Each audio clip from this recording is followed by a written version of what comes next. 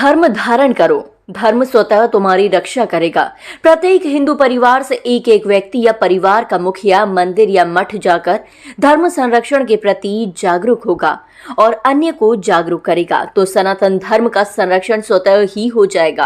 आगरा वासियों को धर्म की रक्षा का ये संकल्प दिलाया श्री गोवर्धनम मठ जगन्नाथपुरी के पीठाधीश्वर अनंत श्री विभूषित जगतगुरु शंकराचार्य स्वामी श्री निश्चलानंद सरस्वती महाराज ने। आगरा प्रवास के दूसरे दिन शुक्रवार को निश्चलानंद महाराज ने वैभव नगर सेक्टर 4 स्थित पार्क में हिंदू राष्ट्र विशाल धर्म सभा को संबोधित किया। उपस्थित लोगों ने शंकराचार्य महाराज से सनातन धर्म से जुड़ी जिज्ञासाओं पर आधारित प्रश्न पूछे, जिनका उत्तर शास्त्र सम्मत वाणी से महाराज ने दिया। एक अनुयायी ने मंदिरों में पीर फकीरों की प्रतिमा स्थापना कितनी उचित है प्रश्न पूछा तो निश्चलानंद महाराज ने कहा कि लोगों ने भेड़चालवश या कहें अज्ञानता के कारण प्रतिमाएं स्थापित कर दी, किंतु अब जागरण हो रहा है। बहुत से मंदिरों में प्रतिमाएं हटवा दी गई हैं। दक्षिण भारत में मंदिर मर्यादाएं हैं, जबकि उत्तर भारत में लोग उन मर्यादाओं का पालन नहीं करते। स्कंद पुराण में विग्रह पूजा है ही नहीं। मंदिर की भीड़ में अपना दम घोटने से अच्छा है कि शिखर दर्शन करें, परिक्रमा करें। शास्त्रों में वर्णन है कि यदि मंदिर के दूर से भी दर्शन कर लिए तो भी फल पूर्ण की प्राप्ति होती है। ऐसा है कि स्कंद पुराण में इस तथ्य को उद्भाषित किया गया है कि यदि विधिवत अर्चा विग्रह, जिसको मूर्ति या प्रतिमा कहते हैं,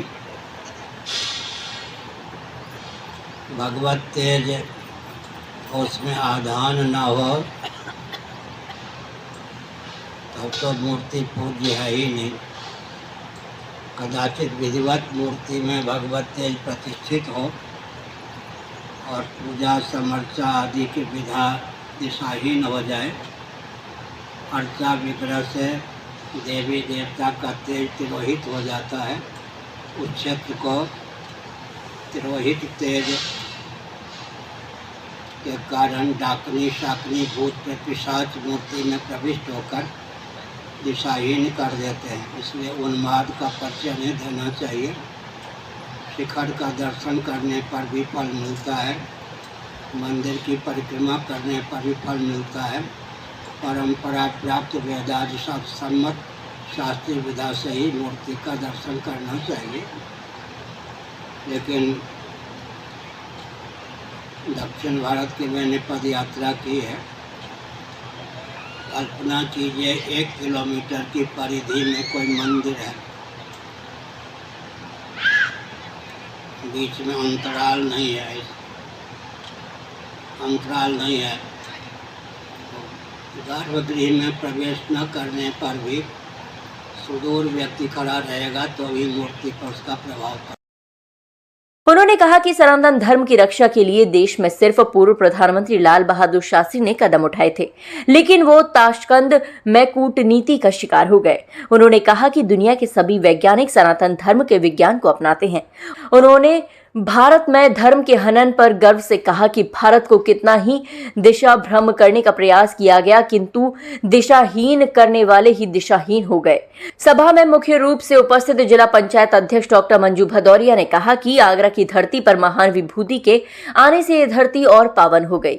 महाराजा जी के दर्शन और प्रवचन से जीवन को अवगुणों से दूर रखने की प्रेरणा मिली। राष्ट्र धर्म सभा का एक बहुत बड़ा कार्यक्रम आयोजित किया गया है हमारे जिला पंचायत सदस्य और हमारे बड़े भाई युवराज परिहार जी के द्वारा। मैं आपको सबको बताना चाहूँगी कि हम सबका ये सौभाग्य है कि हमारे जनपद आगरा में जगतगुरु शंकराचार्य जी का एक बहुत बड़ी विशाल सभा हुई। इसमें मैंने देखा काफ़ी भक्तजनों के अंदर बहुत ही एक हर्ष और उल्लास का एक उनके अंदर वो था।